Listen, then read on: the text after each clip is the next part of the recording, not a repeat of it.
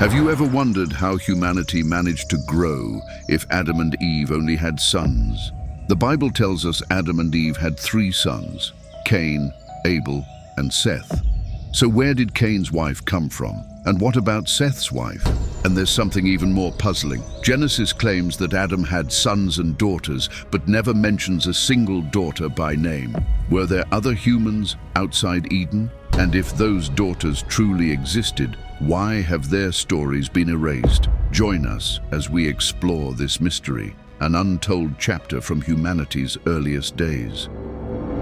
When Adam and Eve were expelled from Eden, they didn't just lose their home, they lost their closeness to God and the innocence of those first days. They walked eastward into a harsh, rough, and unknown land. There they began their new life as survivors, and in the midst of that exile, their first children were born. Genesis chapter 5 reveals, this is the written account of Adam's family line.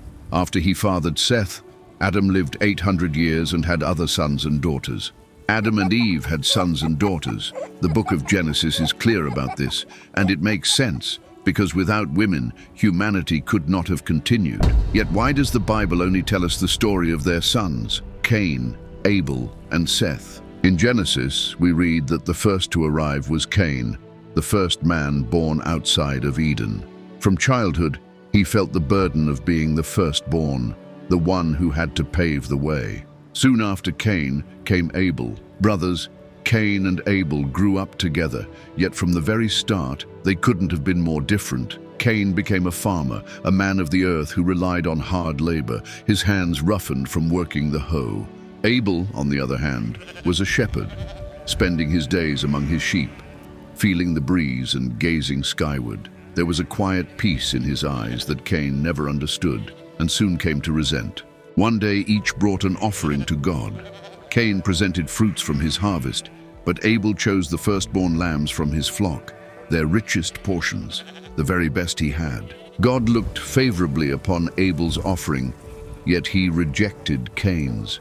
Something inside Cain broke in that moment. The rejection wounded him deeply, and pride pushed him closer to darkness. Seeing clearly what stirred in Cain's heart, God spoke directly to him. Why are you angry? Why is your face downcast? If you do what is right, will you not be accepted? But if you do not do what is right, sin is crouching at your door. It was both a warning and an open door to repentance, but Cain refused to cross it, silently making a decision of his own. The next day, Cain approached Abel and said, "Let's go out to the field." Abel didn't hesitate, walking alongside his brother as he had always done. Then suddenly, out in the field, Cain attacked Abel.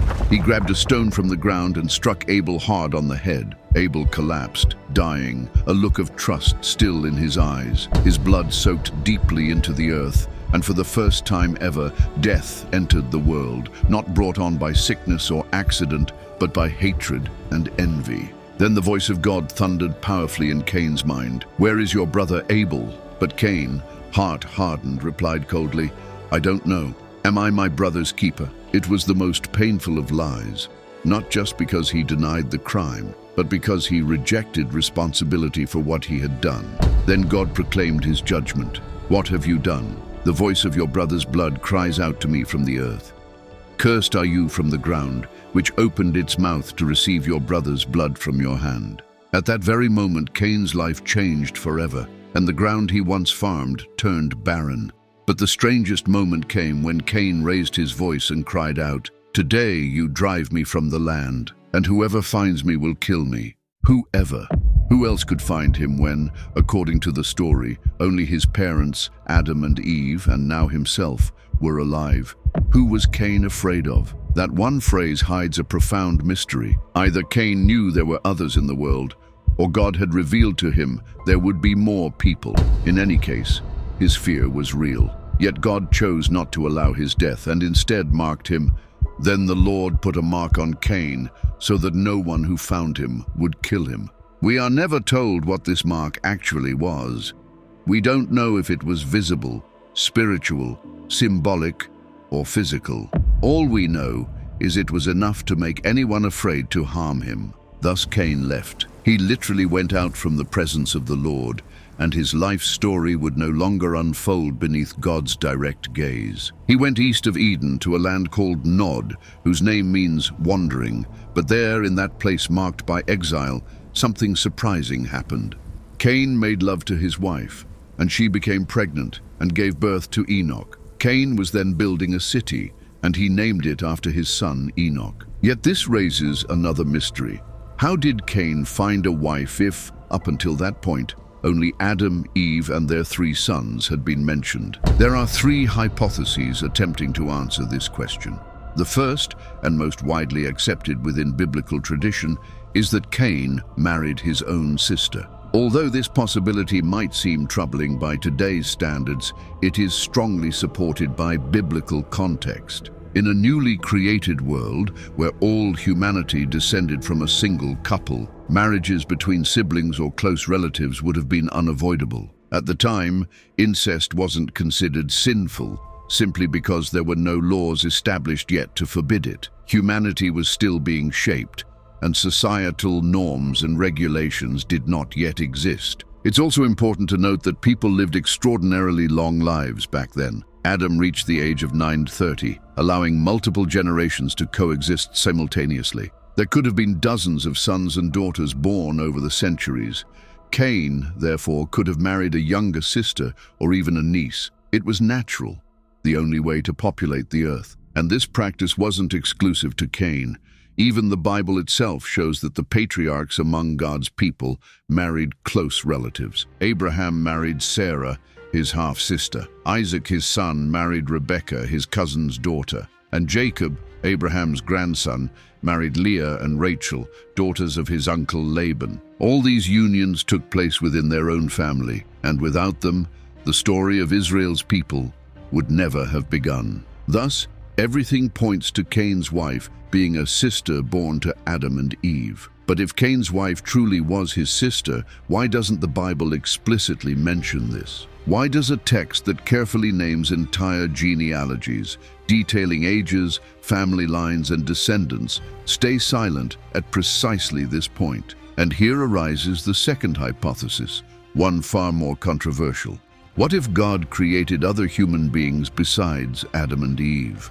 The idea may seem radical because it doesn't explicitly appear in the Bible, but it comes from reasoning meant to fill gaps within the story. After Abel's murder, when God condemned Cain to wander the earth, Cain responded with fear that someone would kill him. Later we learn that Cain not only took a wife, but also had a son and built a city.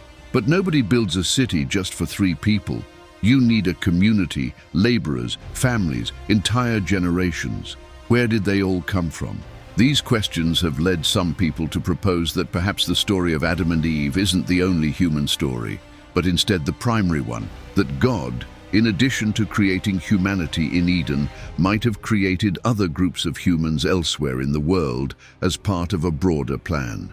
In Genesis chapter 1 we read, "So God created mankind in his own image. In the image of God he created them." Due to this verse, some believe the Eden narrative is a specific account centered around one chosen couple, while other humans could have existed simultaneously. Under this hypothesis, Cain's wife would not have been his sister, but instead a woman descended from a separate human lineage not mentioned in Scripture, existing outside of Eden. And the city Cain built would have been populated by these other groups. But this theory directly conflicts with a fundamental teaching of the Christian faith, the unity of all humanity. Because according to the Bible, every person descends from one man. The Apostle Paul clearly affirmed this when he said, "From one man he made all the nations, that they should inhabit the whole earth." This is not simply a minor detail. It forms the very foundation of the gospel message. If all of us descend from Adam's bloodline, then we all share his fallen nature, and we all have access to redemption. But if there were 2 separate lineages, if there were people who didn't descend from Adam, then there would also be those who didn't inherit his sinfulness and therefore wouldn't need a Messiah. This would open a fracture that runs through the entire Bible, starting from Genesis and reaching all the way to the cross. For this reason, many believers feel this theory undermines the core of God's plan for salvation, and most Christian traditions firmly reject it. So far, we've examined two possibilities. Either Cain's wife was a sister, born to Adam and Eve, as the Bible seems to suggest, or she belonged to an unknown, alternative human lineage, as proposed by some other interpretations. But there's a third possibility, one that doesn't come from the canonical text, but rather from an ancient book preserved along the margins of biblical history, a book that might hold the key. We're talking about the Book of Jubilees. Written in the 2nd century BC, this work isn't a hidden book. It's simply one that was left out of the Bible. Sometimes called the Lesser Genesis, it rearranges the early biblical stories and fills them with details not found in the traditional text. Indeed, the Book of Jubilees explicitly states that Adam and Eve had daughters, even naming them. Specifically, it mentions a woman named Awan as Cain's wife. Yes, according to this ancient source, Cain married his own sister Awan, daughter of Adam and Eve. And Awan isn't the only daughter mentioned. The text also introduces Azura, another daughter of Adam and Eve, who was given as a wife to Seth, the third named son we find in Genesis. Thus, an early family structure emerges: Cain and Awan, Seth and Azura. Moreover, the Book of Jubilees reveals the precise timing when all these events occurred. According to this ancient text, each birth was carefully recorded in a divine calendar, a calendar measured not in years as we know them, but in jubilees. Each jubilee spans 49 years, and within this sacred cycle, humanity's earliest steps were recorded, nothing unfolded by chance. Cain was born in the first year of the 3rd jubilee, exactly 130 years after creation began. He was the very first person born outside paradise, the first never to know Eden. 2 years later, in the 3rd year of that same jubilee, Abel was born. And after the years of mourning for Abel's death had passed, Seth was born in the 1st year of the 4th Jubilee, our year 190. Seth came as a promise, as the renewal of something precious that had been lost. Yet the book also specifically mentions the births of the daughters. Awan, Cain's wife, was born in the 7th year of the 3rd Jubilee. This means she was 6 years younger than her brother. Awan was the first daughter of Adam and Eve to be named, and according to the Book of Jubilees, she was given as wife to her brother Cain. In ancient Hebrew, Awan's name has meanings connected with sorrow, sin, and vanity, although other interpretations associate her name with desire, longing, or even strength. This dual meaning is no coincidence. Cain took Awan as his wife when he was 40 years old. He knew her, the text tells us, in the land of Nod, and there, upon that strange and cursed soil, they conceived Enoch and built a city bearing his name. Thus, Awan represents the woman who carried life onward from exile through the cursed lineage emerging after Abel's murder. Yet Azura, the second daughter of Adam and Eve, has a deeply meaningful story. According to the Book of Jubilees, Azura was born in the 3rd year of the 5th Jubilee, year 197 after creation. Since Abel died before year 190, the two could not possibly have met in person, as Azura was born after Abel's death. Nonetheless, the Book of Jubilees reveals something intriguing. And Adam and his wife mourned Abel for 4 weeks of years, and then in the 4th Jubilee they conceived Seth, and they gave Seth the hand of his sister Azura, who had been previously promised to Abel before his death. Scholars interpret this passage symbolically, suggesting Azura was meant for Abel even before her birth, meaning their union had been planned by Adam and Eve for when they grew older, but Abel's tragic murder prevented it. Therefore, Azura was first betrothed to Abel, and after his death, given instead to Seth. From their union came Enos, and with him, humanity's spiritual awakening. Thus, Azura was destined from the very beginning to belong to the righteous lineage, and her marriage to Seth signified a new start in God's divine plan for humankind. Her name, Azura, is connected to the blue of the sky and to lapis lazuli, a precious gemstone that ancient cultures associated with purity, truth, and closeness to the divine. In Mesopotamia and ancient Egypt, lapis lazuli adorned crowns, temples, and sacred objects. They called it the Stone of Heaven.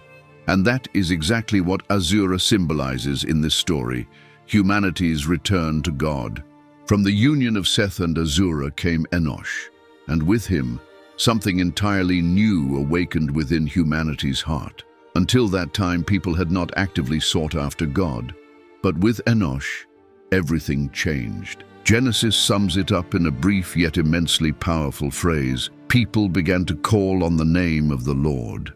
For the first time, human beings recognized that they needed something more than mere land, food, or descendants. They needed their Creator. It was with Enosh that worship was born. Humans understood that they couldn't walk alone. They needed the God who had formed them. And thus, for the first time, prayers emerged, songs arose, and words were lifted, not toward humanity, but toward heaven itself. Enosh may not be as well known as Adam, Cain, or Noah, but it was beneath his guidance that humanity began to pray, to gather together, and to remember that God was still present. But these two families represent two contrasting paths, two branches of the same tree, one marked by exile, the other by the promise of redemption. From Enosh arose a distinct lineage, quiet yet powerful. From him would come Kenan, then Mahalalel, then Jared, and from Jared would be born Enoch, of whom it would be said centuries later, Enoch walked faithfully with God, then he was no more because God took him away. A man who walked so closely with the Creator that he never experienced death, but was taken up into heaven. But even before Enoch, the path was already carefully laid. Each child learned not only how to cultivate the land or raise animals, but also to keep the commandments of God, even before they were etched in stone at Sinai. Because yes, even though the law had not yet been given to Moses, the Book of Jubilees affirms that from the beginning, Adam passed down to his children the eternal ordinances of heaven, the festivals of the Lord, the Sabbath day, laws of purity, justice, and the fear of God. It was not empty religion. It was a living covenant, handed down from father to son, generation after generation. While Cain's descendants built cities, forged weapons, and invented musical instruments, the line of Seth crafted something far deeper, a living memory devoted to the Most High. In that ancient world, people lived for centuries, seeing not only their children grow up, but their grandchildren, great-grandchildren, and even great-great-grandchildren. Adam lived for 930 years. Methuselah, the oldest of them all, lived to 969. And through all those long centuries, the righteous passed on the story of Eden, the fall, and the promise of a return. They told it at nightfall. They repeated it at dawn. Thus, although sin spread rapidly, there remained a family who remembered God. They were few, but faithful. They lived surrounded by a humanity drifting away, choosing instead the path of power, dominance, and violence. And so, the line continued. Jared fathered Enoch, Enoch fathered Methuselah, Methuselah fathered Lamech, and from Lamech would come Noah. But during these years, something happened. The sons of God, those descended from Seth, began to take as wives the daughters of men. It was an alliance that never should have happened. Seth's descendants began to stray, captivated by the beauty of women from Cain's line, women raised in a culture of power, sensuality, and pride, and they took them as wives. Genesis is clear. The sons of God saw that the daughters of humans were beautiful, and they married any of them they chose. It was the merging of two worlds, the world of the covenant and the world of oblivion. And from this union were born giants, the Nephilim, men of great stature and violence, who filled the earth with their strength and their cruelty. The Hebrew word Nephilim stems from a root meaning the fallen ones. They were violent men, infamous for their brutality, who imposed their dominance over others. They were revered as demigods, but they were monsters. Genesis confirms this. The Nephilim were on the earth in those days, and also afterward, when the sons of God went to the daughters of humans and had children by them. And we also read in the Book of Jubilees, "And it came to pass, when the children of men began multiplying upon the face of the earth, and daughters were born to them, that the angels of God saw them in a certain year of that Jubilee, how beautiful they were to behold. And they took wives for themselves from among all whom they chose, and bore children with them, and they were giants. Wickedness increased upon the earth, and all flesh corrupted its ways, men, cattle, beasts, and birds, and everything that moves upon the earth, all corrupted their manners and their orders, and began to devour each other. Yet behind this mingling lay something even darker. According to the Book of Enoch, it was not only mankind who disturbed the order. A group of angels called the Watchers descended from heaven and took human women as wives. These heavenly beings descended from the heavens, corrupted their purpose, and taught mankind forbidden wisdom that filled them with arrogance. They instructed them in sorcery, alchemy, astrology, and warfare, unveiling secrets mortals were never meant to possess. In exchange, they begot hybrid creatures, violent, corrupted beings. The Book of Jubilees confirms this clearly. The Watchers sinned and joined themselves with human women, causing great corruption upon the earth. These giants wreaked havoc across the land. They consumed men's food, destroyed their homes, enslaved entire populations. And when even this was not enough, they began devouring each other. Thus, corruption spread rapidly. The righteous became rare. The sacred line of Seth slowly dwindled, destroyed by their own disobedience, and violence filled the earth. The Book of Jubilees denounces how sins multiplied. Blood was spilled without remorse, women were abused, impure spirits were invoked, and tools were forged not for tilling fields, but for dominating their fellow men. And here is where the words of the Book of Jubilees and Genesis merge to unveil the same moment. And the Lord saw that human wickedness was great upon the earth, and that every thought and intent of their hearts was continually set toward evil. The earth itself shook, and God, who had seen everything, who had shaped man with his very own hands and breathed life into him, watched as his creation became corrupted to its very core. And the Lord regretted that he had made humanity on the earth, and his heart was filled with sorrow. It was there, at the brink of moral collapse, that the Creator delivered his judgment. "I will wipe from the face of the earth the human beings I have created." Yet in the midst of that darkness, God found one, just one righteous man. But Noah found favor in the eyes of the Lord, not because he was perfect, but because he remained faithful. He lived amidst the mud, yet remained unstained. Noah wasn't perfect, but he was upright. And because of him alone, humanity was not completely extinguished. For God's intention was never to erase humanity. God's true desire was to restore. Thus, he chose Noah as the one to start anew. The Book of Jubilees tells that Noah learned and preserved the ancient laws received by Adam in Eden. Noah remembered the times when his lineage had walked closely with the Almighty. He held no ambition to conquer. He simply wanted to obey. Yet Noah wasn't naive. He fully saw what was happening around him. He passed through cities consumed by sin, fields littered with fallen bodies, and marketplaces where souls were openly traded. And every night he knelt down and wept for what was to come, until one day God spoke to him and commanded him to build the ark. Noah didn't understand at first, but he obeyed. For 100 years he worked with his hands to construct it, all while the world mocked him. The flood wasn't merely judgment.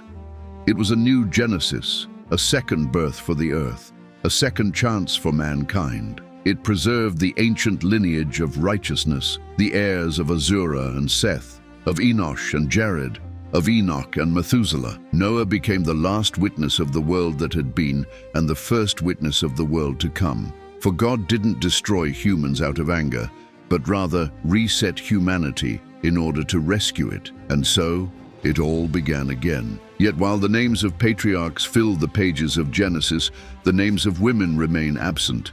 Though without them, humanity's tree would never have taken root. For when Cain was cast out, it was Awan who walked beside him. She hadn't shed her brother's blood, yet she bore the weight of exile.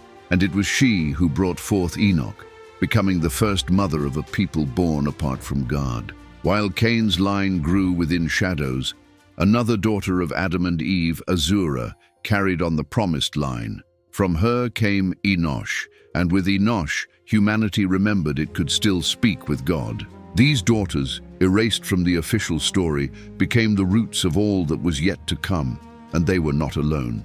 Naamah, Noah's wife, crossed the flood.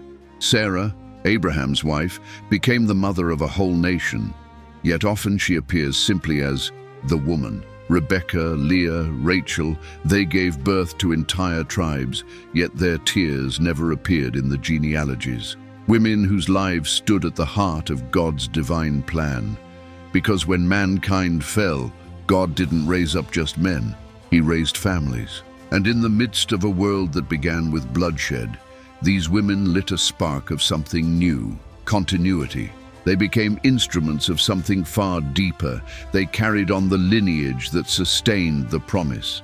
They were the first to love, to hope, to endure. They were daughters of Eden, mothers formed from dust, keepers of the covenant that had yet to be written. The plans of the Lord are perfect, yet bigger than our minds could ever grasp. Often we want instant answers, complete explanations, precise details. Yet God does not operate by our rules. He sees further, and He understands what we can't yet begin to imagine. In the Bible we read, "For my thoughts are not your thoughts, neither are your ways my ways." These words remind us of something essential. There are things we won't fully understand, and that's okay, because God doesn't ask us for absolute understanding. Instead, He invites us to trust Him, to walk with Him, even when we can't clearly see the path, and to seek His love, His guidance, and His presence. The Bible is the roadmap He has left for us. It doesn't explain everything, but it reveals what's truly important.